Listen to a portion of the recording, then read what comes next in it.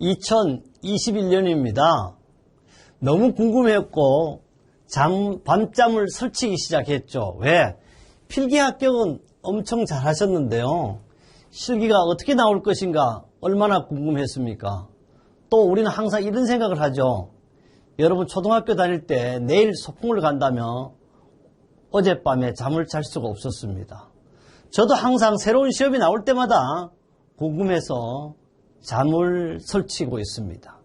그래서 제가 안경을 쓴 이유는 안경을 안 쓰면 눈이 앞으로 나올 것 같아가지고 안경을 쓰고 있습니다. 그만큼 궁금했습니다. 또 우리는 시험에 합격하기 위해서는 마음이 정말 갈급해야 됩니다. 반드시 합격해야 되겠다 이런 마음이 없으면 합격이 안 될 것입니다. 그래서 여러분은 열정과 노력이 반드시 합격이라는 말씀을 드리고 싶고요. 역시 우리는 2021년 제1회 시험을 언제 받느냐 그러면 바로 4월 25일 날 첫 시험을 보게 됐습니다. 근데 시험 시간은 1시간 30분입니다. 그럼 문제는 몇 문제냐? 14문제입니다.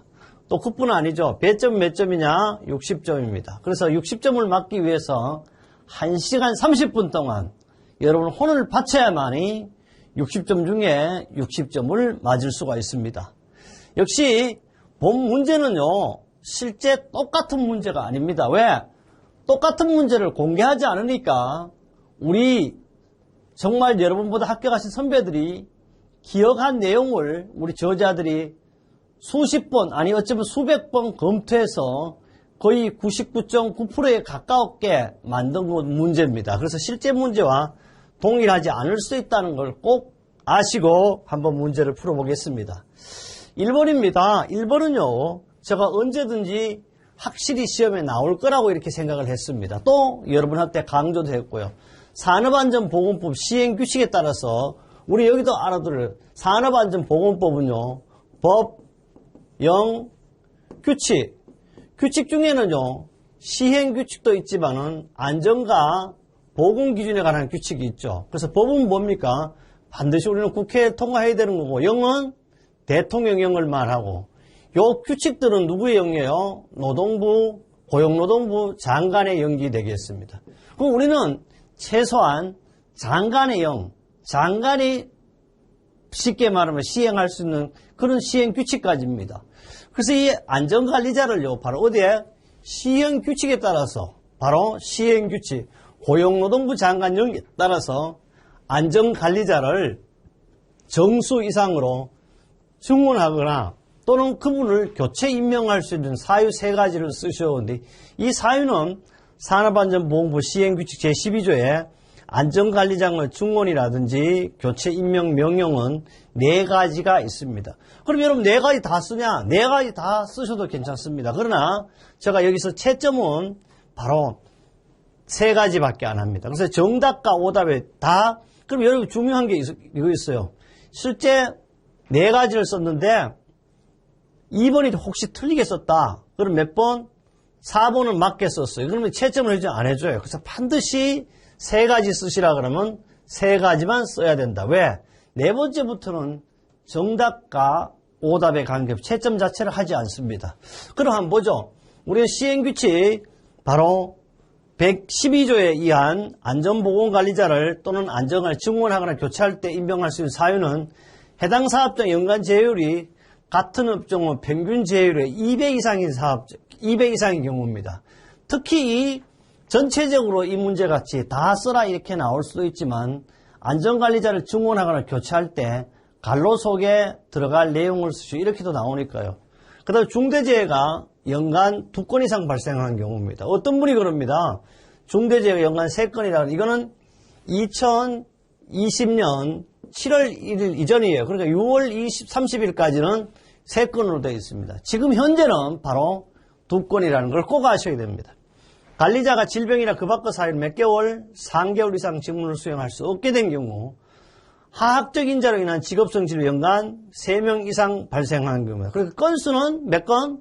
2건. 그 다음에 제휴율 또 2배.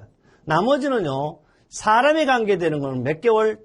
둘 다 3개월이라는 걸 이렇게만 기억하시면 여러분 이 문제는 어떠한 방법으로 어떠한 내용으로 뭐 누가 말해 이래 하잖아요. 비비 꼬더라도 충분히 맞출 수가 있습니다. 그럼 두 번째 문제로 가보죠. 두 번째 문제는요. 역시 안전관리자 업무입니다. 제가 항상 해서 필기부터 얘기했어요. 산업안전부 안전관리 업무를 4가지 쓰시오는데 단 그 밖에 안전에 관한 사항으로서 고용노동부 장관이 정하는 사항은 제외한다. 이게 이제 10번째 항상 나와 있어요. 요거는 제외하고 몇 가지 써라? 4가지 쓰라고 그랬어요.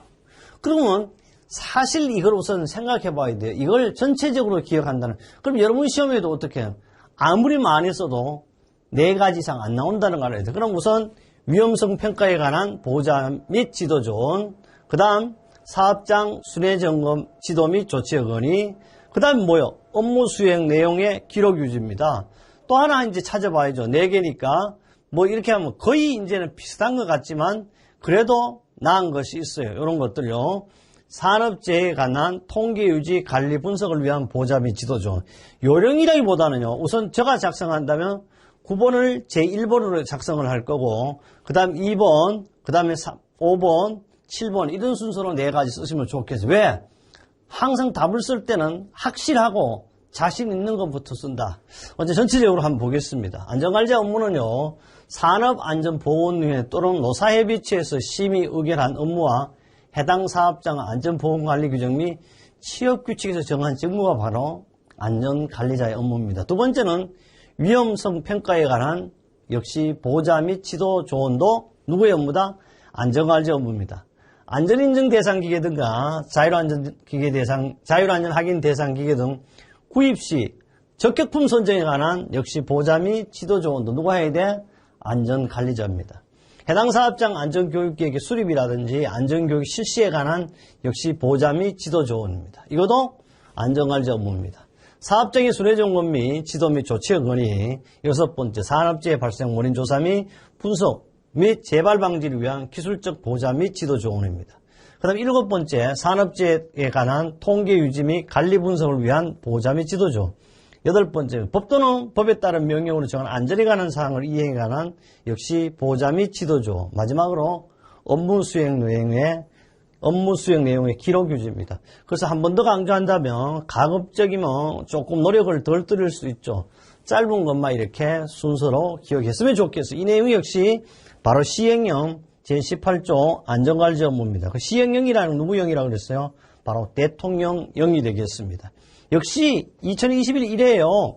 산업안전 산업기사에도 출제되었어요. 이거는 지금 건설안전기사를 하지만 이렇게 여러분 건설 안전 자격증을 따면 산업안전 자격증을 딸 수가 있습니다.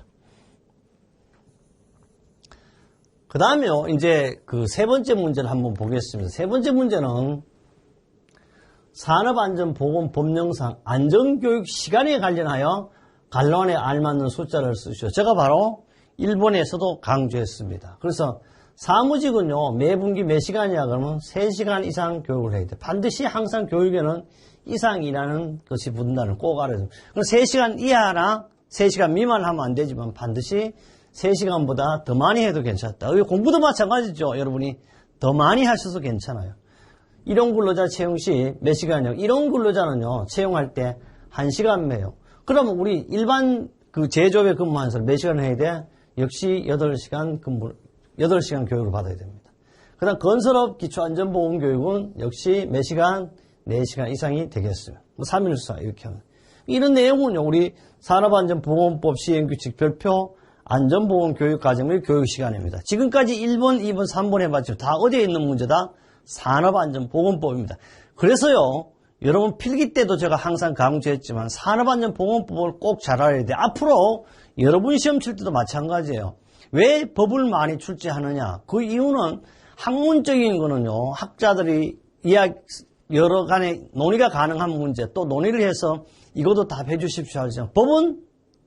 법이 틀렸다고 해서 당장 우리가 마음대로 바꿀 수 있는 것도 아니고, 때로는 국회를 통과해야 되고, 때로는 대통령의 시행을, 사인을 받아, 이런 것들이 있기 때문에 법적인 문제를 출제를 가장 많이 한다. 그 다음에요, 또 4번도 보세요. 역시 갈로 속이고, 이 내용은 뭐예요? 봐요. 다음, 빈칸을 채우시오. 근데 사실 이런 걸 공부해주기 위한 거예요. 크레인이나 이동식 크레인 또는 대리급 재료에 따라 부하시킬 수 있는 하중이에요. 하중은 달아올리기 하중, 이런 걸 가지고. 이게 뭐냐, 그러면 다음 시험에 이렇게 나올 수도 있겠죠. 이렇게. 그 다음에 지부 혹은 부모 경사각 및 길이 또는 지부에 위에 놓이는 도르래의 위치에 따라 부하시킬 수 있는 최대 하중으로 각각 후, 버킷, 달기, 달아올리기 기구, 중량에 상당한 하중을 제외한, 공제에 따른 것은 제외한 하중을 가지고 우리는 바로 뭐냐 하면 정격 하중이라고 합니다. 엘리베이터, 가리리프트 또는 건설용 리프트의 구조라든지 재료에 따라 운반기계에 사람 또는 짐을 올려놓고 승강시킬 수 있는 최대 하중은 이걸 가지고 우리는 적재 하중이에요. 그러니까 우리 차량계 하해 운반기계는 다 몇 톤을 실을 수 있습니까? 할 때 다 적재 하중이 되겠습니다. 이번 시험에 이게 나왔지만 여러분 시험에는 이렇게 나올 수도 있고 이렇게 나올 수도 있다는 걸 기억하셔야 되겠죠. 역시 어디에요? 역시 이것도 법에 있는 내용이 그대로 나왔습니다. 5번째입니다. 계산 문제가 나왔는데요. 그래서 계산 문제는 지금 강도율이 나왔는데 역시 전입률을 나오든지 도수율 나오든지 또는 종합재해지수가 나오든지 어떤 문제라도 한 문제는 반드시 나오게 되어 있습니다. 연평균 200명입니다. 평균 근로자가 200명이 근무하는 H사업장에서 사망재해가 한 건 발생했습니다. 그 다음에 한 건 발생해서 역시 사망도 한 명이에요. 50일의 휴업일수가 2명 발생되고 20일의 휴업일수가 1명이 발생되었다. 강도율은 단 종업원의 근무일수는 300일이 아닙니다. 여기 보면 305일이다 그랬는데요. 여기 보면 알아둘 게 있었어요. 근데 이 문제가요. 지금 저도 바로 이렇게입니다. 이 문제가 역시 틀렸을 것 같아요. 여러분 이것도 얼마가 돼야 돼요? 빨리 보면 바로 305가 돼야 됩니다. 여러분 지금 책에 이제 실지를 안 했는데 수없이 봤는데 이렇게 발생해요. 바로 이건 하겠습니다. 강도율이요. 강도율은 연근로시간수분의 총 요양 근로죠. 요게 이제 요 사이에 들어갔어요. 근데 이게 없다 그래서 이거 틀리나 안 틀려요. 그래서 연근로 총시간수분의 근로수는 이렇게 써도 무방합니다. 원칙적은 산업재해 통계 업무 처리 규정 3조 용어의 정의에는 반드시 앞에 총요양이라는 근로손실일수라고 되어 있어요. 곱하기 1000을 하면요. 바로 7,500이 왜 나왔냐 이렇게 자꾸 물어요. 7,500은요. 사망이라든지 또는 신체장애증후 1급, 2급, 3급은 바로 신체 근로노동손실일수가 얼마나 7,500일이에요. 이거는 바로 산업재해 통계 업무 처리 규정에 이렇게 나와 있지만 이 7,500이라는 것은 왜 나오냐 그러면 바로 우리가 통상적으로 근로가능연령을 55세예요. 그 다음에 항상 사망재해가 가장 많이 발생하는 나이가 몇 살이냐 그러면 30세입니다. 그래서 실제 근로할 수 있는 게 25입니다. 그래서 25 곱하기 인처 400 하면 바로 얼마 나와? 7,500이 이렇게 나옵니다. 이렇게 해서 사망자라든지 그 영구전노동 불능상해라고 그러죠. 1급, 2급, 3급. 이분들은 가지고 우리는 근로손실일수를 7,500일로 한다. 이거는 법에도 명시되어 있는 내용이죠. 그 다음에 사망이 한 건이니까 7,500 맞죠? 그 다음에 이걸 보세요. 50일의 휴업일수가 몇 분? 2분이에요. 그 다음에 발생되고 20일의 휴업일수가 몇 분? 1분이에요. 그리고 이렇게 더하니까 365분에 305를 해야 되는데 반드시 알아두고 특별한 조건이 없다면 여기 300을 곱하게 되면 역시 300 하지만 305를 할 때는 얼마 해야 돼? 300 바로 역시 5를 해야 됩니다. 그래서 이게 곱하기 1000을 하면 15.57이 지금 정확하게 빨리 내가 계산을 못하니까 그런데 아마도 여기 만든지 틀린데 어쨌든 여기는 뭐가 돼야 돼? 300이 아니고 305가 돼야 된다는 걸 꼭 아셔야 되겠습니다. 이런 거는 꼭 이 강도율, 전입률, 도수율, 종합재해지수는 반드시 한 문이 나오고 또 이 숫자가 250 이렇게 뭐 휴업일수 이렇게 나오지 않을 수도 있겠죠. 이거는 꼭 기억해야 됩니다. 몇 점이냐 그러면 통상 4점, 3점, 5점 이렇게 대중 없이 나오니까 꼭 기억하셔야 되겠습니다.